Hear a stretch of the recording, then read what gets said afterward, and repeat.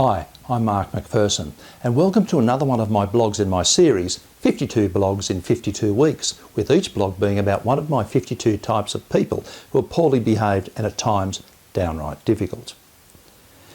As is obvious, I'm bringing you this blog by video, which I do from time to time. This week I'm talking about number 31 in my series, The Commitment Breaker. Now, before we go any further, let's just make it clear. All of us from time to time break commitments. Perhaps we said at home we'd put out the garbage and we failed to do it. Perhaps we had a good reason, at least in our mind, but on the other hand, perhaps we just simply forgot. So we all do it from time to time. But the commitment breaker I'm talking about makes breaking commitments really into an art form. It's what they do as a habit. It's their thing, or at least one of their things.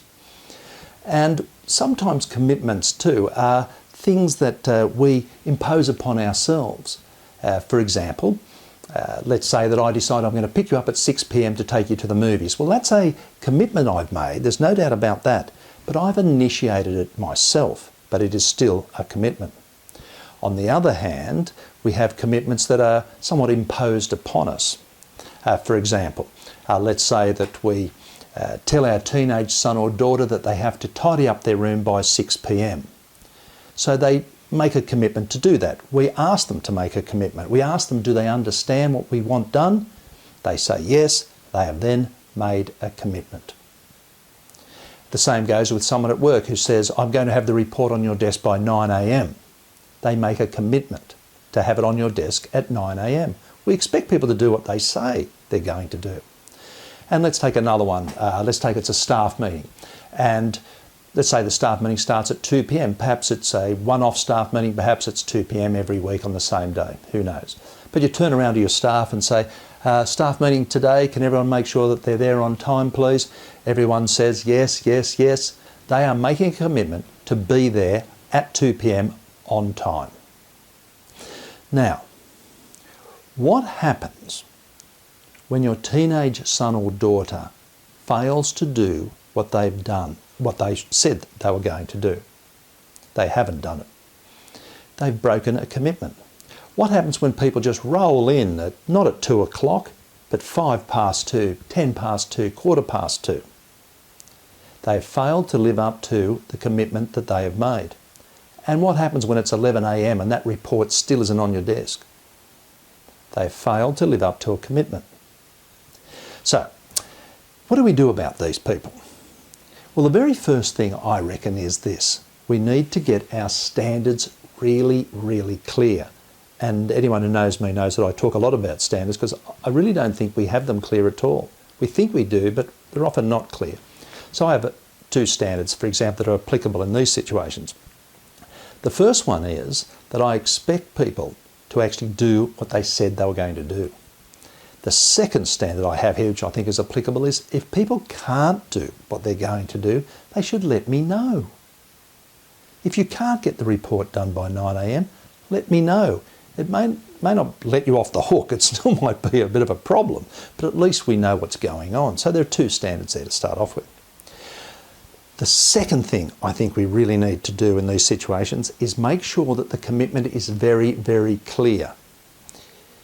If you let people off the hook by coming in at 5 past 2, 10 past 2, one week after another, then when they make a commitment, well, it's not so clear to them that they really have to do it.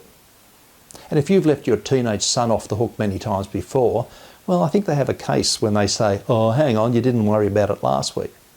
So number 1, let's get our standards right. Number 2, let's make sure we understand what these commitments are. You are committing, for example, to be there at 2 p.m, fine. I'm committed to picking you up at 6 p.m. Let's make it really clear. It's not quarter past 6, it's 6 p.m.